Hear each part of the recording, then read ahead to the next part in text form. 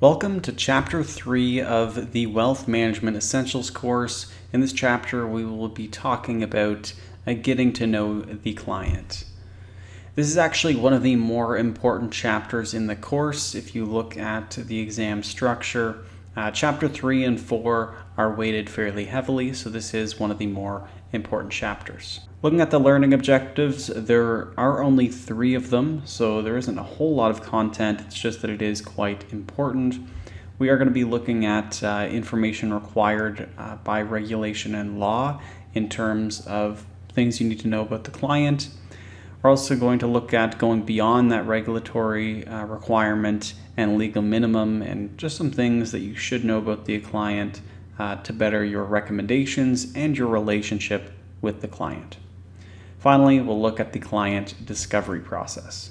So the Know Your Client rule, it requires advisors to know a set out minimum amount of information which is used to determine the suitability of each proposed client trade.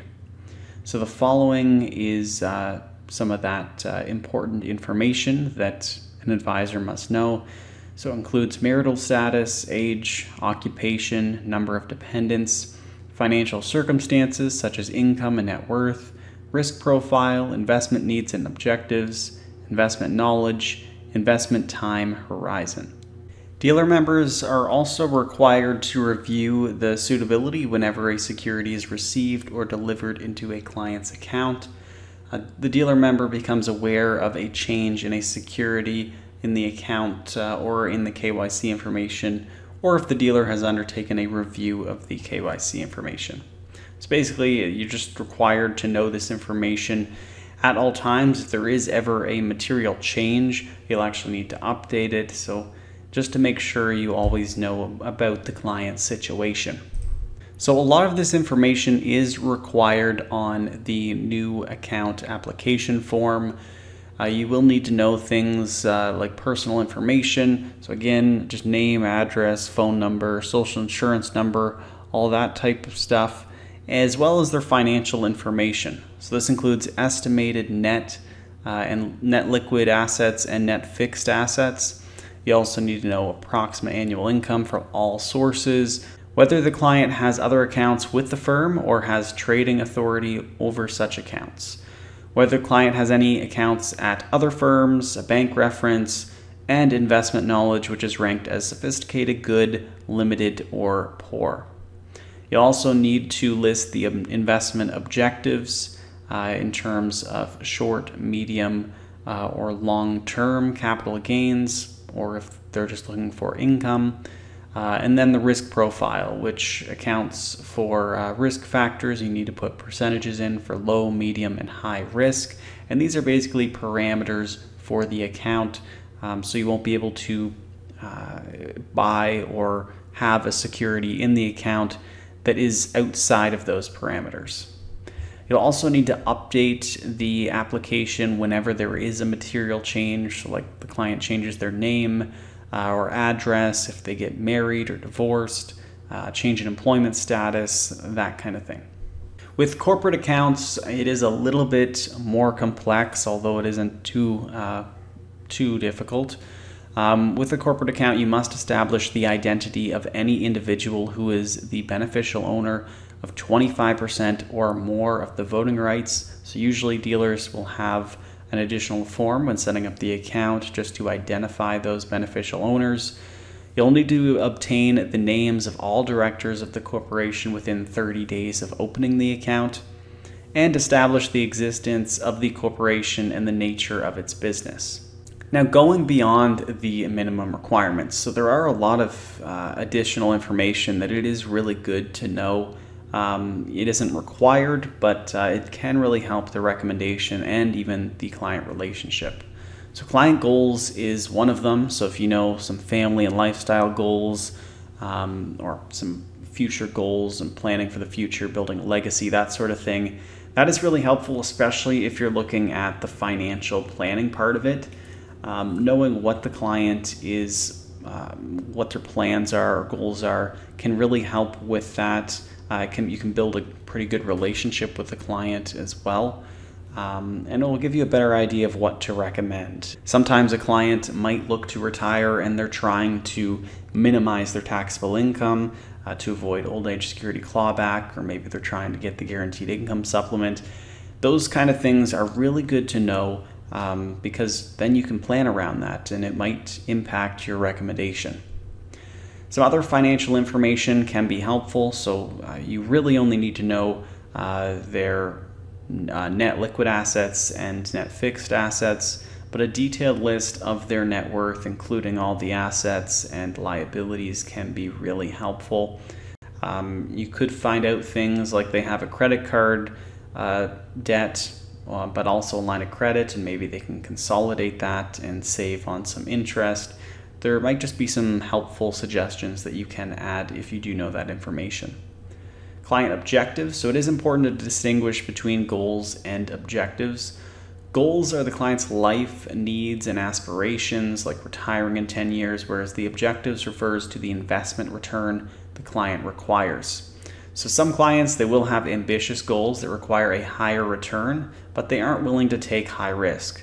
It is your job to help them understand the risk versus reward and educate them on that. Investment constraints are also quite important. You do need to list the time horizon on the application form, but liquidity, if a client does potentially need the money within the next year and they need that liquidity, that is really important to know for the recommendation. Their tax situation is important, and any unique circumstances. For example, they may want only ESG funds, or they want to avoid investing in certain areas. And so those constraints are important to know, especially if you're looking to have a good relationship with the client. A common concern that a lot of clients have is, will I have enough money for retirement? And this really looks at the retirement planning part of the course, but really there are 6 variables involved with answering that question. So first is the number of years until retirement. That is something the client can control.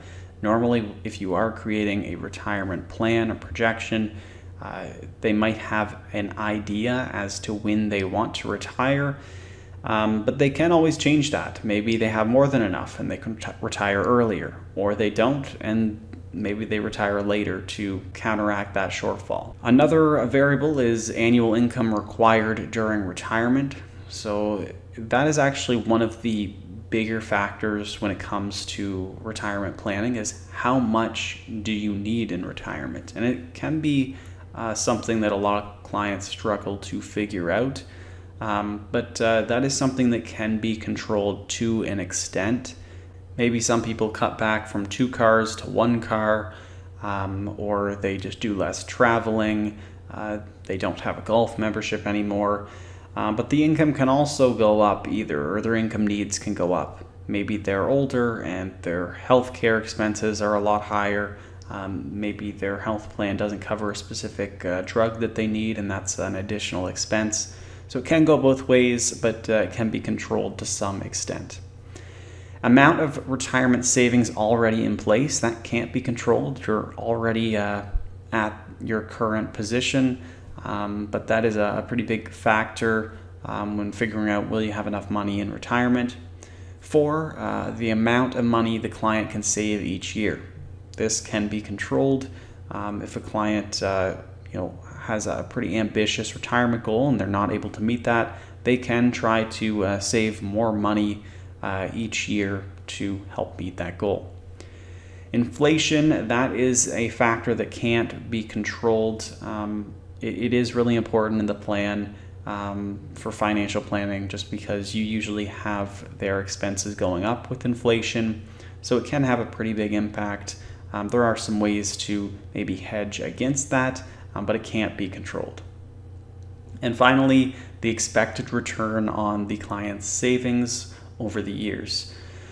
So obviously, if you have a higher long-term return, you're going to have more money in retirement, or more money to fund retirement. This can be controlled to some extent. You might have a client who is extremely safe. They don't want any risk. They're just invested in GICs. Well, throughout history, we know that stocks have performed much better than GICs, much better than bonds, And in the long term, that is the best asset class to have, especially if you have a long time horizon. So the expected return can be controlled to some extent. However, we never really know how much or what that actual return is going to be until you're actually there, actually in retirement, and you can look back and see the historical returns. Next, we'll take a look at the client discovery process. So first, you have the client interview. You should describe how you operate and what you can offer to them. You have the art of conversation. So you want to build a relationship with the client. So start with some small talk, learn about their life and their goals. It just creates some trust and helps you to understand their situation a bit better, and sharing some things about yourself does help as well. Next, you have the structured conversation. So phase one is setting the stage and building rapport. This is when you can set the stage for the meeting and explain the financial planning process. You then have phase two, which is conducting emotional discovery. So that's the art of replacing talk of financial solutions with a discussion of life. You see what is most important to them, and you can offer financial solutions later to help them meet that goal. It really does help solidify the relationship, and it is great when you can build that into a financial plan to really show that you have listened to the client, you're here to meet their goals. Phase three is bridging to financial discovery. Determine if they value accumulating financial wealth, protecting financial wealth, converting wealth to income, or transferring financial wealth to their heirs. So you got to know what questions to ask when any of these topics come up, and they are important to cover. Finally, asking good questions is really important. You want to ask things about their current situation, but also about their goals, concerns, and worries about the future. So now we're going to tie it back into the learning objectives. You should be able to understand or list the minimum amount of information that an IROC licensed advisor must obtain from a client. And you understand that sometimes you want to go above and beyond that minimum and how it can help you build a relationship with the client and help with the recommendations. And you can apply the client discovery process to assess a client's wealth planning needs. I hope you all found Chapter 3 helpful, and if you have any questions, let me know in the comments, and I'll see you all in Chapter 4.